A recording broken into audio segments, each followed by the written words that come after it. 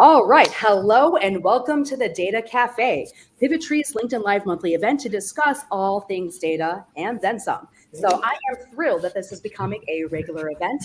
A big welcome to everybody who is able to join us today and those of you who are going to be watching on demand at a later time.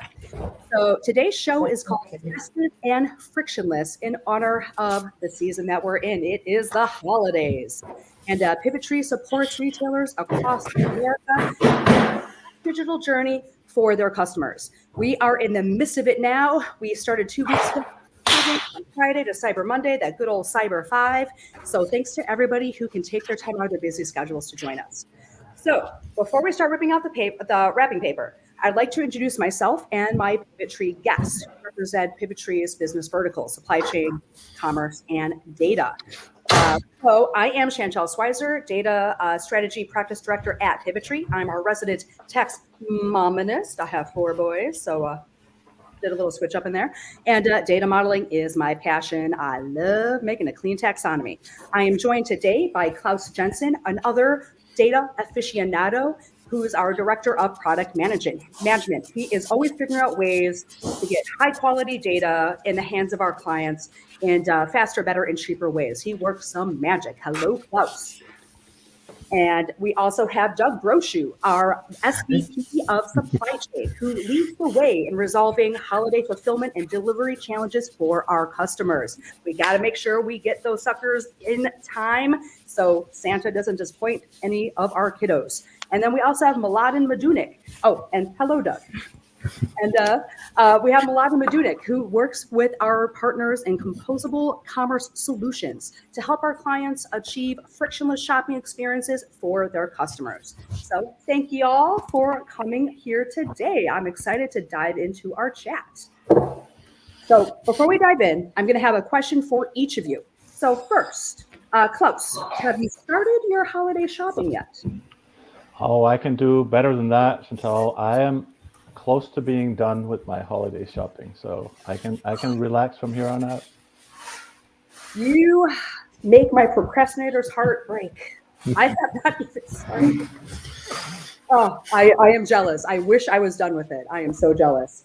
All right, and then Doug, tell me, do you like online or in-store shopping? I was having a conversation with a friend last night about AI, but started thinking about, first I started ordering online the paper towels and the dog food, so the bigger items, and then I started ordering stuff for other people, but I always had to go to the store for myself, and then the pandemic happened, and now everything's online. And I've kind of converted to all online. And as I mentioned, I was talking with a friend around AI, and part of it, I'm like, geez, maybe we'll get to the point where I won't even have to think about what I need to buy for people. I'm going to have this bot that's going to come to me and say, hey, your son needs these things.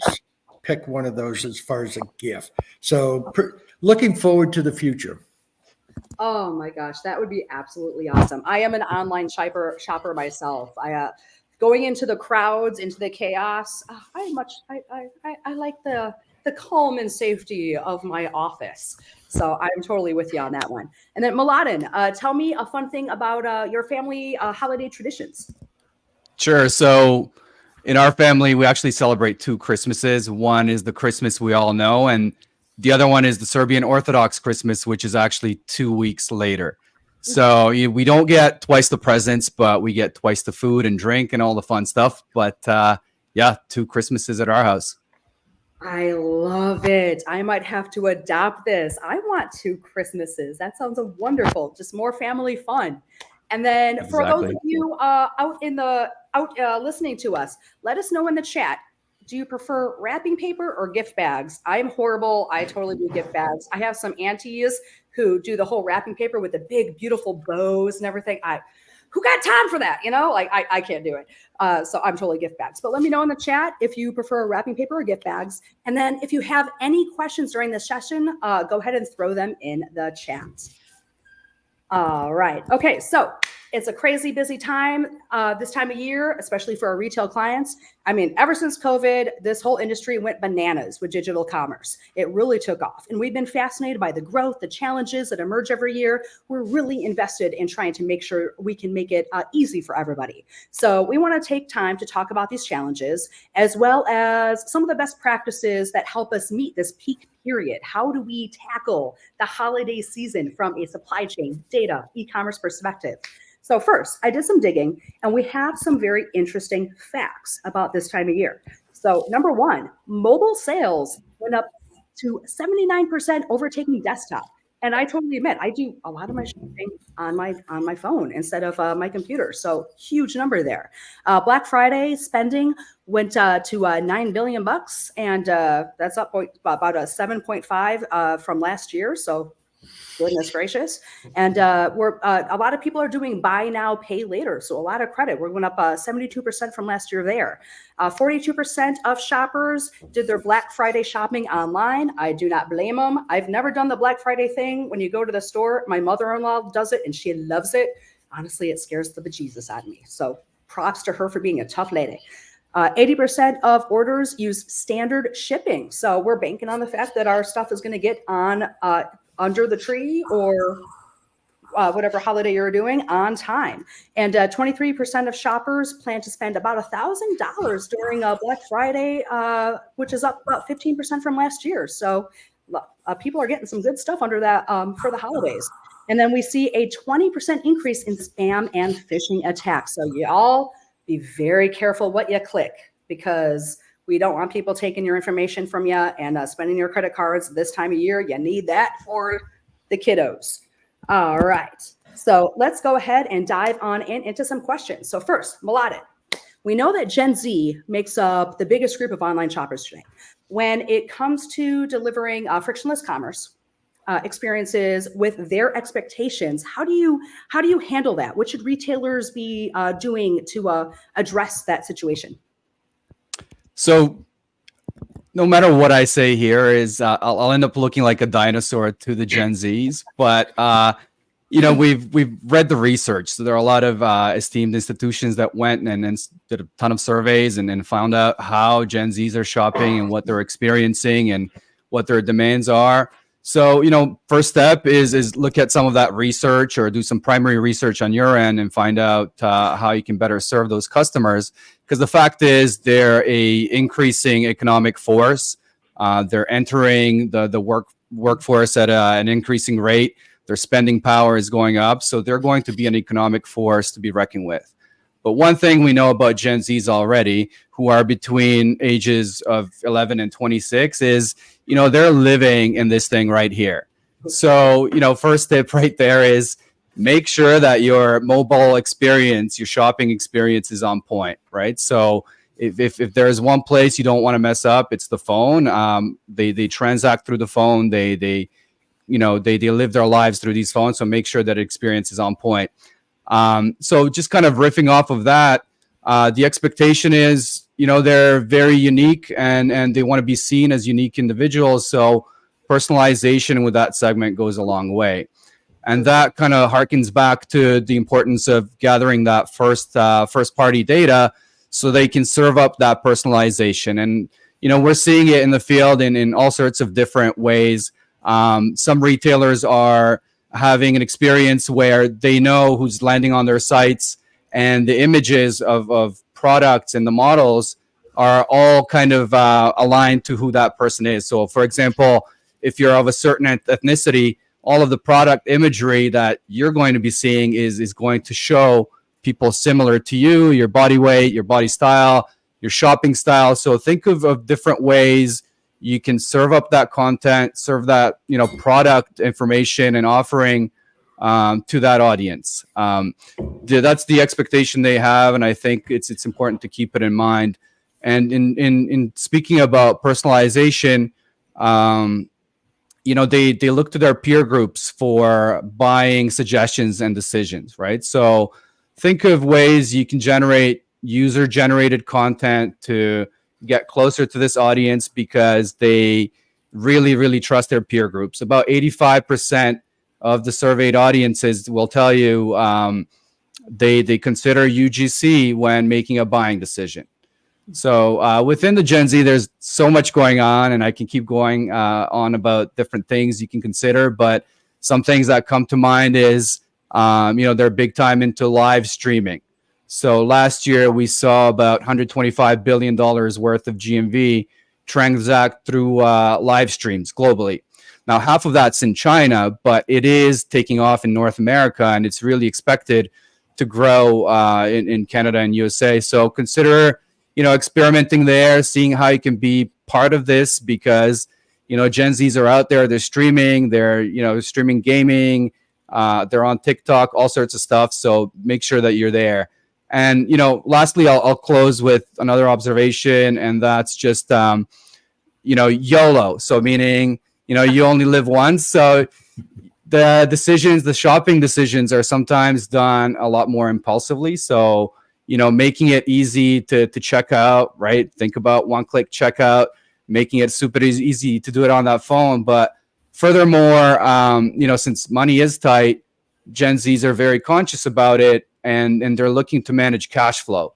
And one way they're doing it is through, buy now, pay later, and then consider having that implemented, digital wallets and things like that. So, as a tip to close this out, and I'll say this to merchants, my tip number one is hire Gen Zs, right? So, they may be lacking in experience, but what they lack there, they certainly make up with creativity and vision that people like myself and you, only a generation removed, are totally blind to.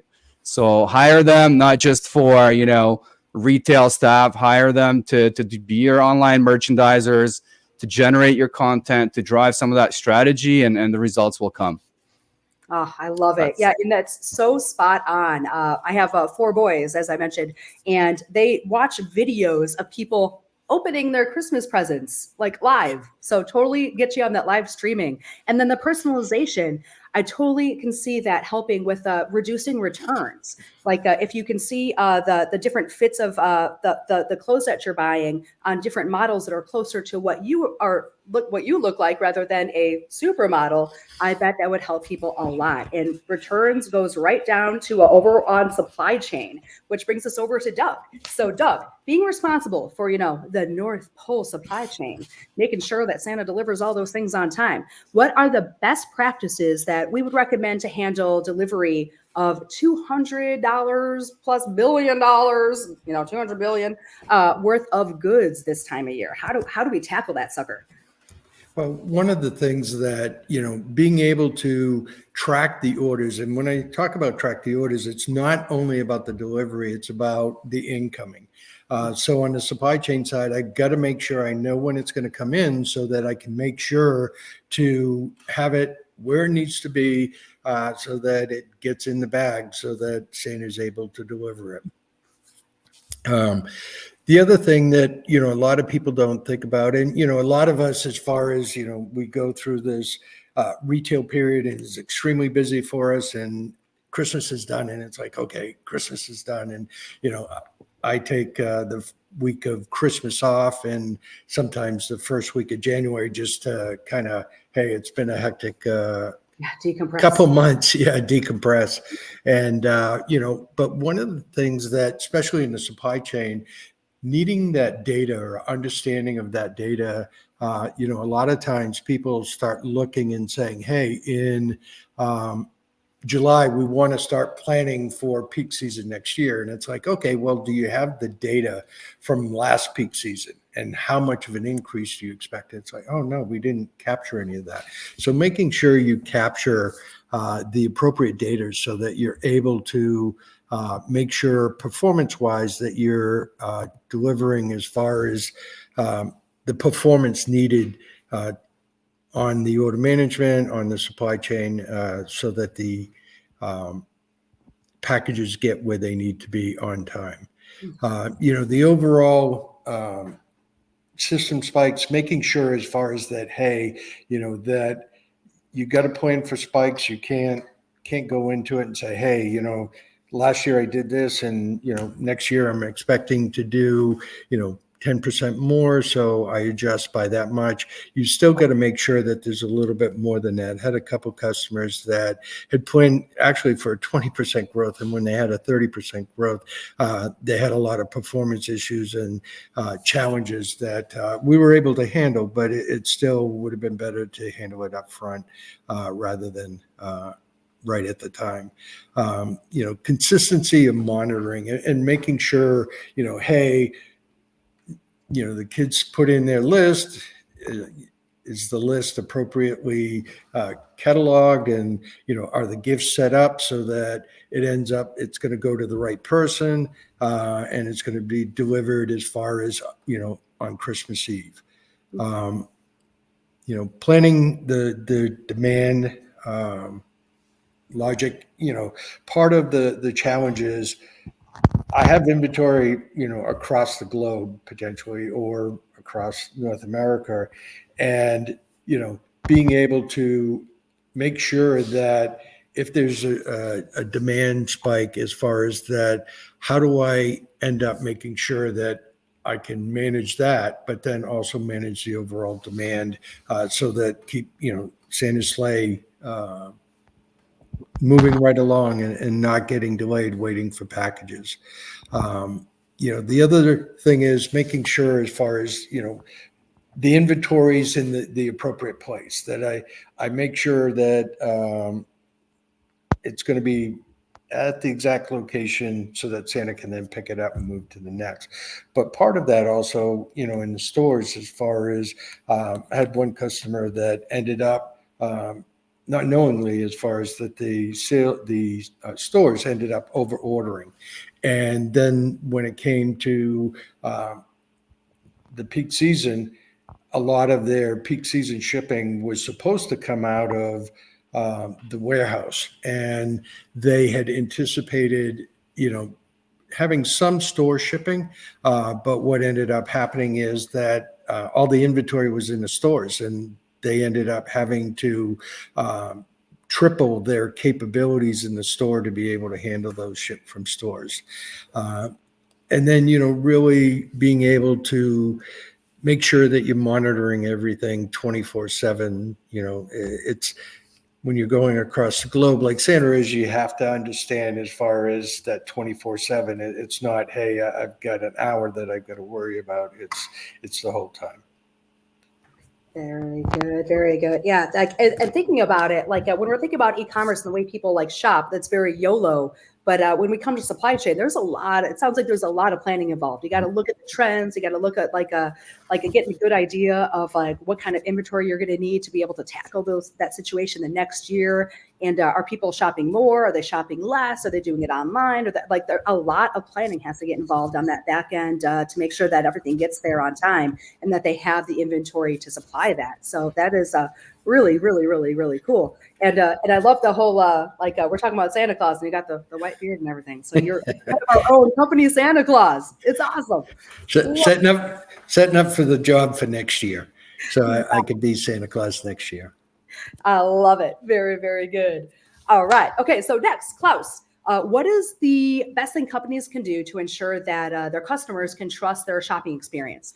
Not just this time of year, but all year round. What can we do from a data perspective to ensure success? Sure. And I want to say first, Doug, you might have the beard, but I have the name. Oh, that's a good one. That's a good one.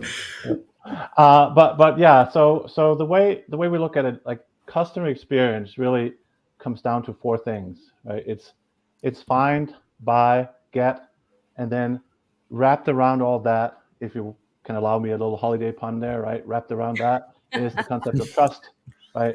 So find is all about, can I get to the product that I'm looking for, right? This is whether it's using a search engine like Google or Bing, or your search on your site, your faceted search, whatever, or the navigation, right? If I cannot find it, that's a sort of friction, right? And chances are, we've talked about Gen Z, but it probably expands beyond that, right? If I can't find it quickly, I'm going elsewhere, right? So findability is really where things start, right? And that all boils down to having the right data to support that findability, whether it's SEO, faceted search, a solid web taxonomy to navigate, et cetera, right? And then the next step is, okay, so you managed to convert me from a visitor to a buyer, right? So similar to what Mladen talked about, right? Now you got to eliminate the friction in my buying experience, right? That is a terrible place to drop the ball after I have been converted to a buyer. It's like, I'm sure we've all experienced this, right? This is one of my pet peeves, right?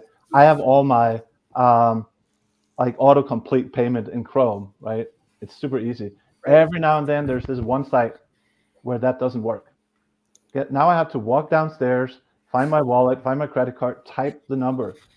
That'll take me like 60 seconds. I don't have 60 seconds. Guess what? I'm going elsewhere, right? That's a friction, right? So, and then the get part is going back to what Doc talked about, right? That's all your supply chain, right? Inventory management. Do you have dropship options? What are your shipping times, shipping costs? I think this is all about transparency, right? Telling people what it is, being competitive, of course, but then you have to deliver on those promises, right? Once you set it up. And then it gets us to like the concept here of trust, right? So, okay, if I can find the product quickly, I can see all the data that I need to make a buying decision, right? And what I mean by that is the data that I'm seeing, it has to be accurate, has to be complete, it certainly has to be consistent and accessible, right? I don't want to have to hunt for it.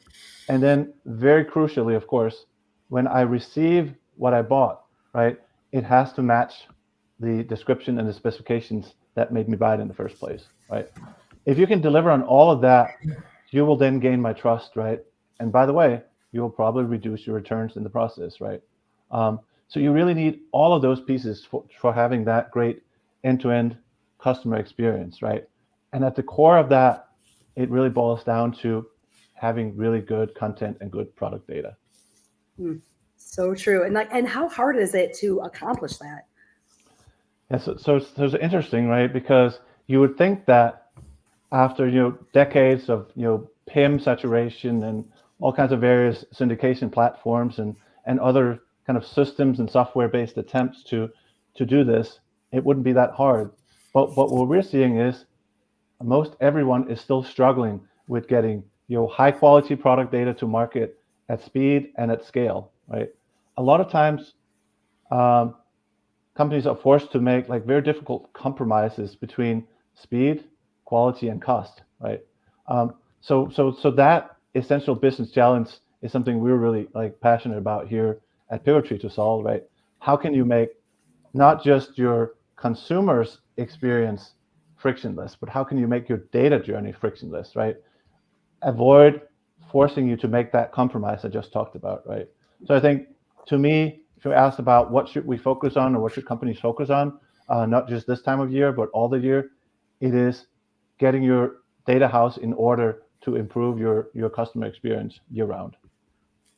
So true. There's nothing that drives me more crazy than going to like a filter online and seeing some gunky data in there, like a bunch of duplicate duplicate values because they're formatted a little bit differently. But of course, I'm a taxonomist, so I always hone in on those things. So I feel you there. We definitely want to make sure that people can find the products that they want very, very efficiently. We want to make sure that they have all the information they need to make a really confident buying decision. The attributes, the data, the images, all of those things are so important to make sure that we can make sure people can find their products and buy them with confidence. So definitely love that. That speaks to my taxonomist heart. All right. Okay. So let's put a bow on it. If I was to ask each of you the best advice that you can offer to be prepared year round for this peak period demand, maybe not just now, but always. So what would that be? Klaus, how about you start first? Sure. Well, I would say that on the data side, at least, right, the best way to manage that peak demand starts with not thinking or planning in terms of peaks and valleys to begin with, right? It's about consistency year out, right? This returning to getting high quality product data to market at speed year long, and the ability to, when we talk about peaks, right? If you can easily scale up and scale down as needed, right? Whether that's seasonality, assortment growth, acquisitions, whatever, that ability is key to this, right? And we think here at Pivotree, the only way to accomplish that scalability is if you can highly automate your processes, right? Content acquisition, content curation. If you can automate that, then you can get out of making those difficult compromises on quality versus speed, right? So that's why we're like heavily involved in automation tools, really focused on how can AI help us and help our customers. And we're seeing things already with this that is like 2x, 3x times efficiency of doing these things by not like necessarily letting AI make the decisions, but weaving AI and automation into all facets of this content acquisition and curation process. Oh, So that would be my advice. So hot right now. We love the AI these days, and like Chat GPT, all those fun things. I recently did an AI headshot. It was interesting. I won't show you guys that one. I'm gonna try another one first, and we'll see. But Mladen, how about you? What is your top advice for our listeners? Well, you'll probably be hearing a lot about composability, and there are a lot of buzzwords and acronyms floating around. You've heard of the MAC and the monolith, and you may be sitting there and asking, like, what the heck is a monolith anyways, right? And if you Google it, you'll find out that it's a giant rock. So I want to illustrate my points with a bit of a different analogy, and I want you to think back to getting your first bike. Right. So when most of us got our first bikes, chances are, they were big, like steel, very heavy, but they had everything on it, right? Like they had the basket, they had the streamers, and they did the job when we were, riding from our house to school on our street, etc. So, that first bike is sort of the first evolution of a commerce platform.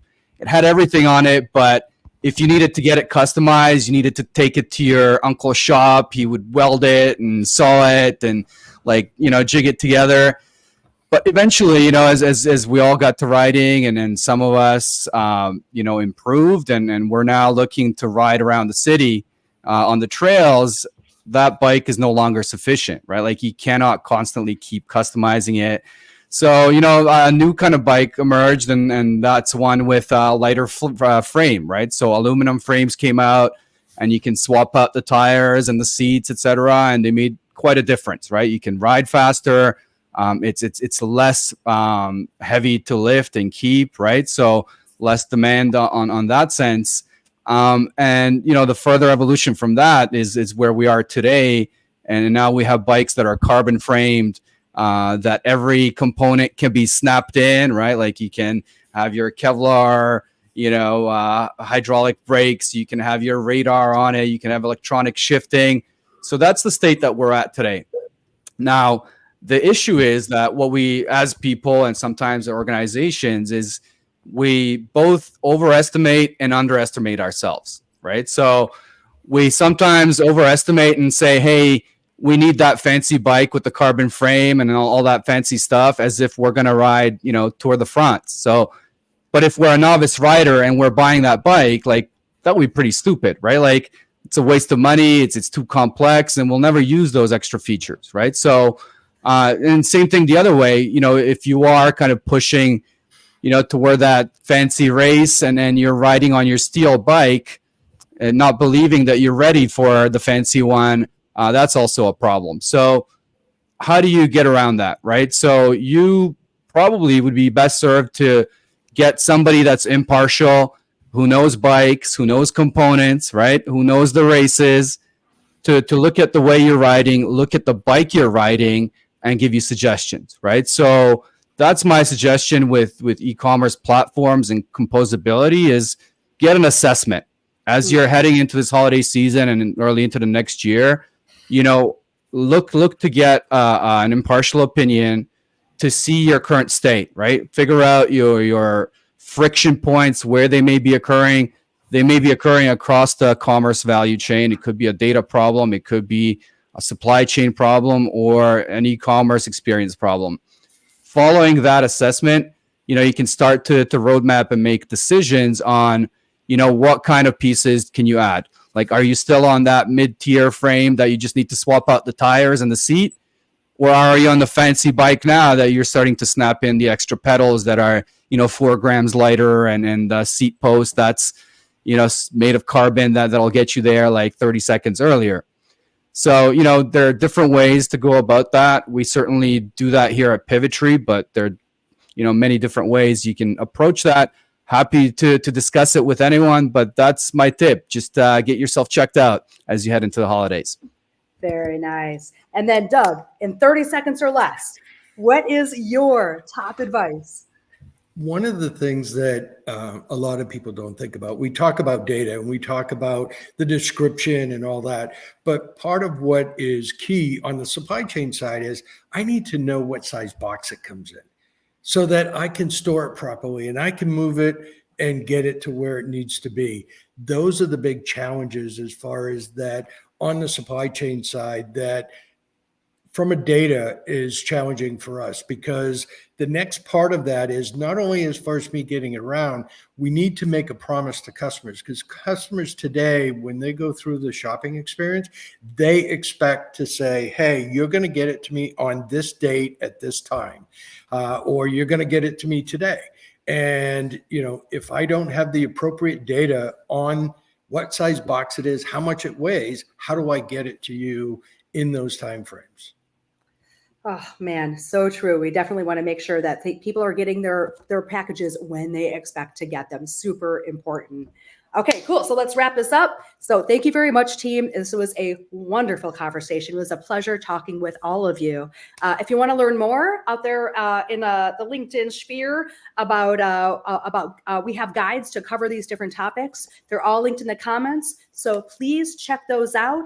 Reach out to us, ask us questions. We would love to help y'all out, especially this time of year. We want to make sure everybody has a wonderful holiday experience. So happy holidays, y'all, from your Pivotree elves. And I hope you have a wonderful holiday. Yes, Claus has a hat too. I couldn't get one. I couldn't get it delivered in time. I live too far away. Bummer. Yeah, up there in Maine. Yeah. You can get lobsters, but not Santa hats. Yeah. All right, cool. Thank you so much, y'all. And everyone All right. have a wonderful Friday. Thank you. Cheers. Bye, y'all.